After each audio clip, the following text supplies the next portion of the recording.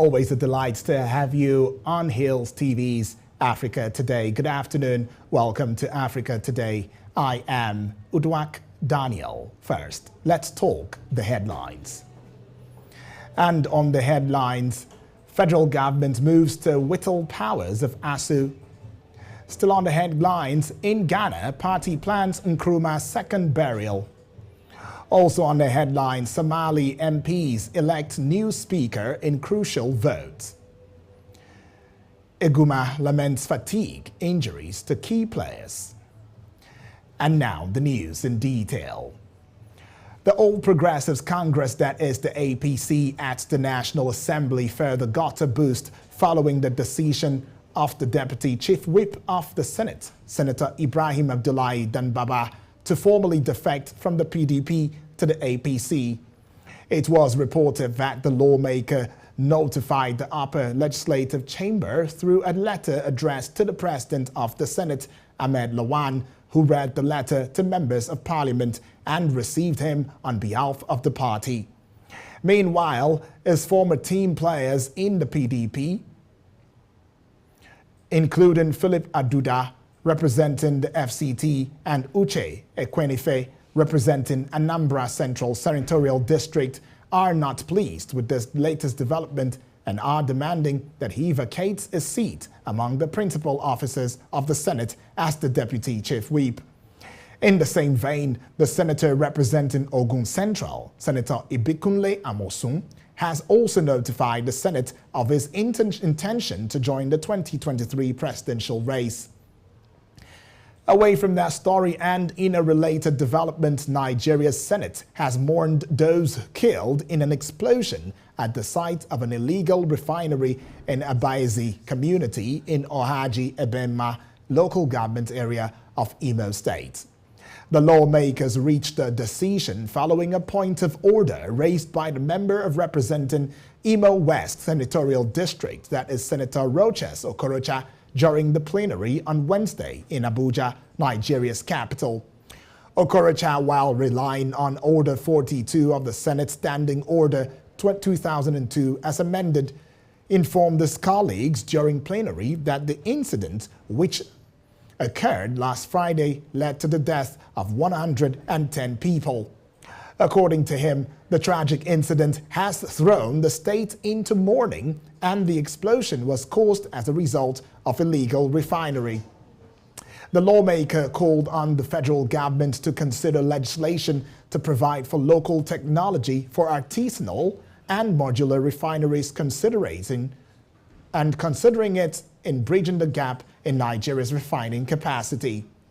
Commenting on the incident, the Senate's President Ahmed Lawan underscored the need for local refining of petroleum products to boost the nation's revenue.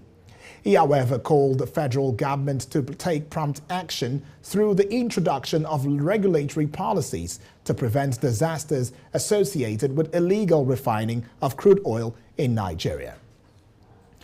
Now let's have you know that the federal government of Nigeria has declared that striking lecturers cannot dictate to the federal government how they should be paid, urging the Academic Staff Union of Universities, that is ASU, to embrace integrated personnel payroll and information system, that is the IPPIS, as a recognized platform for payment of federal workers.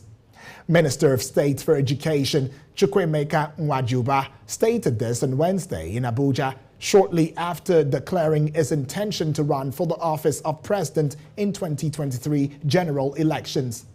While fielding questions from newsmen, the minister said the federal government is working out a plan. And now for some COVID-19 updates. Let's have you know that Nigeria has recorded 31 new cases of COVID-19 in 6 states, bringing the total to 255,716 in 36 states of the country, plus the FCT. According to the latest information released by the Nigeria Center for Disease Control, that is the NCDC, Lagos reported 21 cases, Oyo 4, FCT and Kaduna announced 2 cases each, while Delta and Rivers reported 1 case each. A total of 249,856 persons have been discharged, and the number of deaths is 3,143. So the number of active cases amounts to 2,677. When the news returns, News Africa Today News continues with the rest of West Africa. Stay with us.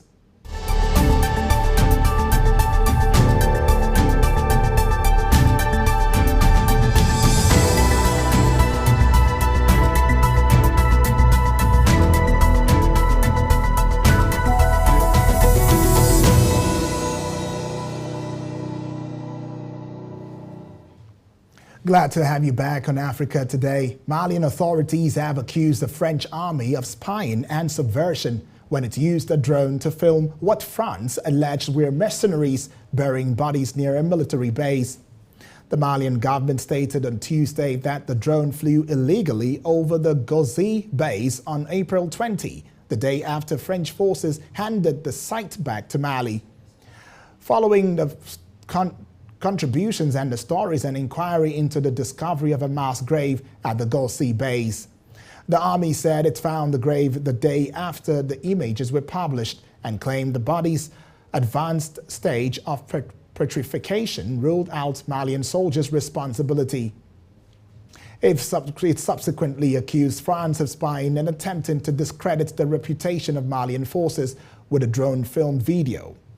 Bamako said foreign aircraft, notably operated by French forces, had deliberately violated Malian airspace more than 50 times since the start of the year. And now to Burkina Faso. Let's have you know that Burkina Faso and Guinea, where the military has seized power by force, have asked their West African neighbors for more time to come up with a timetable for the transition. This comes after the expiration of the Monday, 25th April ultimatum, the Economic Community of West African States, that is ECOWAS, said on Wednesday.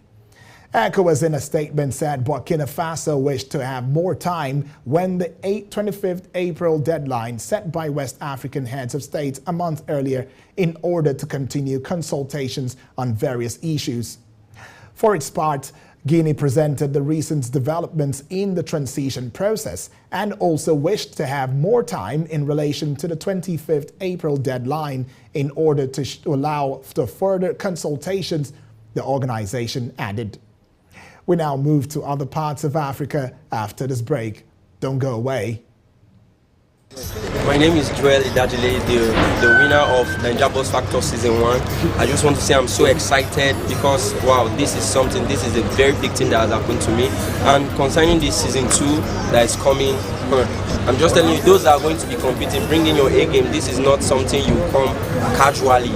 Come with your A game, come for it. And Season 2 is up. Those of you that didn't enroll, I'm sorry, you have missed out big time. You scammed yourself. You think they were trying to scam you, but you scammed yourself. Thank you.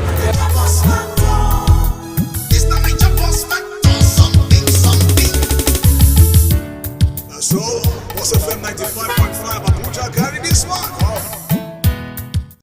Always a pleasure to know you're watching. As South Africa on Wednesday marked the 28th anniversary of its first democratic elections, Maharaji, who spent more than a decade alongside Mandela in the Robben Island prison, warned of a tough time for the country. Freedom Day, which is locally celebrated on 27 April, marks the day South Africa held its first fully democratic elections in 1994. It also marks the end of colonialism, of white minority rule, and the establishment of a government headed by Nelson Mandela and a state subject to a new constitution. The anti-apartheid activist said during an interview, informed reporters that the country's democracy was faced with a conjunction of different crises as the country grapples with graft, poverty and record unemployment issues. Eid Maharaj led the ANC's underground operation during the struggle years. Be regretted the ruling party had seen falling out of touch with the people. Mandela's former transport minister further suggested renewal inside the party. He then called the authorities to draw lessons from mistakes of the past with the vast experience accumulated in order to continue South Africa's journey on the walk of freedom it took in 1994. And now away from that story, the United Nations, that is the UN Humanitarian Coordinator, visited South Sudan last weekend to assess needs on the ground and meet people affected by ongoing violence as well as natural disasters. Newsmen gathered that the UN delegation visited the camp of Malakal in South Sudan's Upper Nile state. The UN observer informed correspondents on the importance of the visit to the troubled region. The findings showed that the women and children, particularly internally displaced women, are more vulnerable and at risk of physical harm. Martha Stephen is a representative for women living at the site in Malakal and disclosed some of the challenges in the area. The UN estimates that 6.8 million people will need urgent assistance this year. $1.7 billion humanitarian response plan for the country is currently only around 8% funded. Now to Somalia. Somalia's members of parliament have elected Sheikh Adan Madobe as the Speaker of the country's lower house of parliament. Madobe's election comes a day after the upper house re-elected its speaker. The election of speakers is a crucial step towards the conclusion of the country's long-drawn-out electoral process, a complex and indirect political system. The new parliamentary leaders are expected to spearhead the process of electing the country's next president, which must be done by the end of May. Madobe, 66, previously held the speaker's position for 2 years from 2007 during the transitional administration of the late President Abdullahi Yusuf Ahmed. He garnered 163 votes against his closest contender, Hassan Abdenir's 89 votes, in a hotly contested election that ended in the early hours of Thursday. He took the oath of office at the end of the vote that was held in an Air Force hangar near the African Union peacekeeping mission base in the capital, Mogadishu. The country had missed several deadlines to conclude the elections, resulting in sanctions against MPs by the U.S. Up next on Africa Today is business news. Stay with us.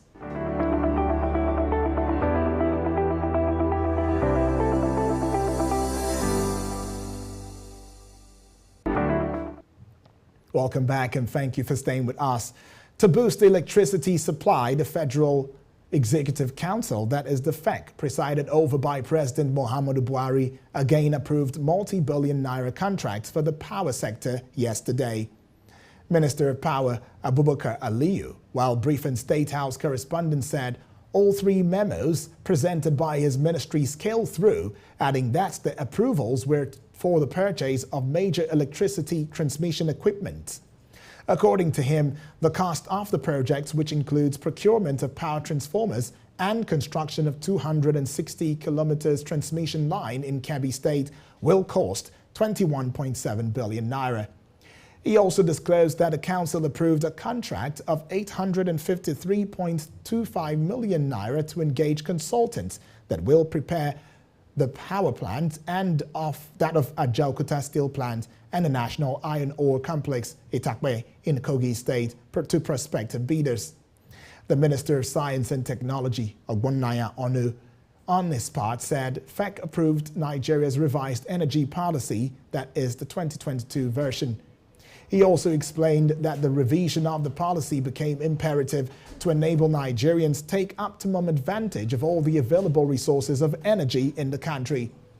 This is coming 2 weeks after the council approved 1.4 billion naira for purchase of additional equipment for the Transmission Company of Nigeria, that is the TCN, as part of efforts to improve power supply in the country.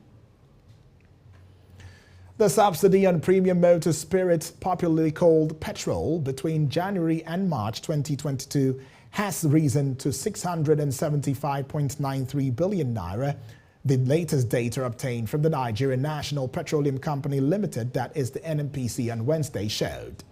Also, the NNPC has informed the Federal Accounts Allocation Committee that it will deduct or recover 671.88 billion naira from April 2022 proceeds due for sharing at the May 2022 FAC meeting.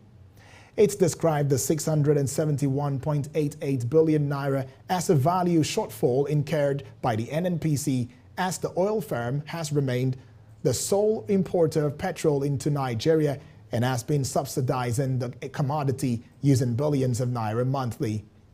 Figures obtained by our correspondent from NNPC in Abuja on Wednesday showed that the oil firm spent 210.38 billion naira, 219.78 billion naira, and 245.77 billion naira as subsidy on petrol in January, February, and March 2022, respectively. This implies that within the 3-month period, the oil company had spent 675.93 billion naira on PMS subsidy. NNPC, however, described its subsidy spending as an under-recovery of PMS value shortfall. Meanwhile, in its presentation to FAC, it has been made clear that for 2022, it was amounted to $88.93 million as gas export revenue received in March 2022 amounted to $32.04 million. Algeria has threatened to cut off its gas supply to Spain if any of it ends up in another country that is not specified in the contract. It said supplying the gas to a third destination would be a breach of contract between Algeria's state-owned Sonatrach and its Spanish customer.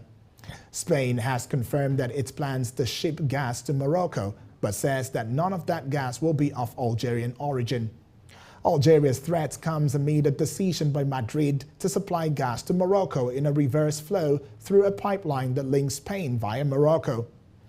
The Maghreb-Europe pipeline, through which Morocco also obtained its gas supply, has not been used since October, a few months after Algeria severed diplomatic ties with its neighbor. Algeria and Morocco have long and a fractious relationship, especially over the disputed territory of Western Sahara. Algeria supplied Spain with more than 40% of its natural gas last year through a direct pipeline. European countries have been looking to African countries for natural gas amid the Russian-Ukraine war that has cast doubt on supplies from Russia. Still in the news, Africa's big 5 private wealth markets, South Africa, Egypt, Nigeria, Morocco, and Kenya, account for over 50% of the continent's total private wealth, according to latest 2022 Africa Wealth Report. The report, published by research firm New World Wealth and Henley & Partners, was based on data from New World Wealth and Henley & Partners Wealthy Individuals database. Data from the report reveals that the total private wealth currently held on the African continent is $2.1 trillion and is expected to rise by 38% over the next 10 years. The report also noted that the creation of wealth and the flow of capital across the continent would be linked to the performance of frontier economies, which will be driven by the need to diversify wealth-creating sources.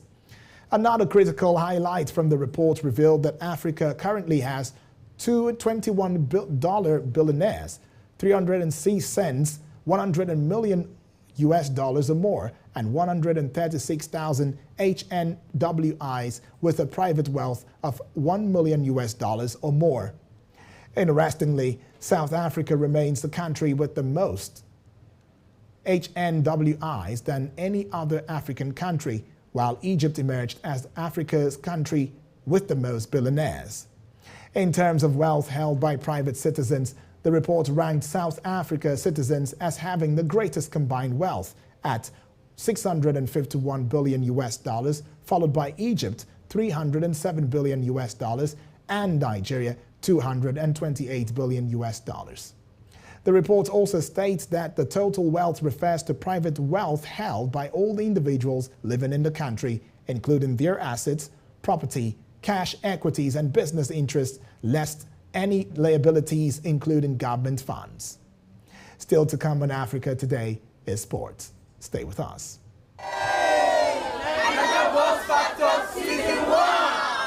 It happened last year when we had 7 finalists vying for the grand prize, M Grand 7 2021 model worth 11.5 million naira. For the winner, season 1, Niger Boss Factor, John International. This year, it is even bigger and better. My name is Joel Idadile, the winner of Niger Boss Factor Season 1. Those of you that didn't enroll, I'm sorry, you have missed out big time. You scammed yourself. You think they were trying to scam you. Register for the Niger Boss Factor Season 2 with the sum of 5,500 naira payable to GT Bank account number 0561 094 161. Send payment proof to WhatsApp.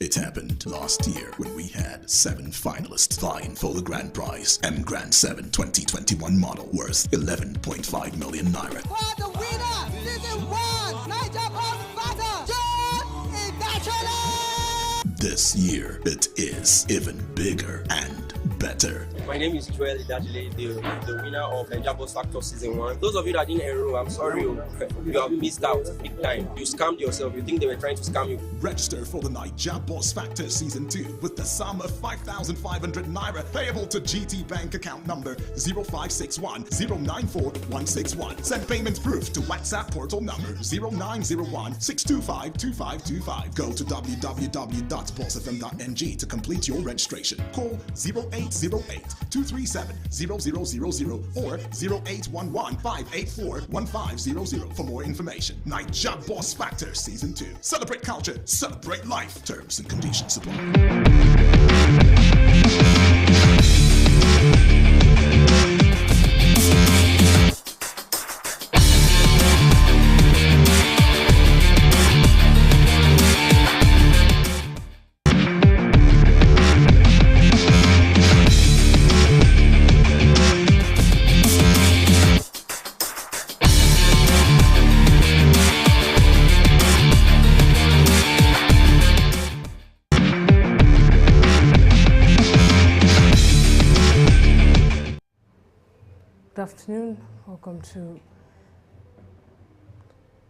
Good afternoon, welcome to Sports Africa. My name is Memo Cynthia Asoya. Niger Tornadoes at the Yakubu Gowon Stadium. Eguma currently has 3 of his key players out due to injuries, and the longest serving coach in Nigerian league. Stay with us while we take this break.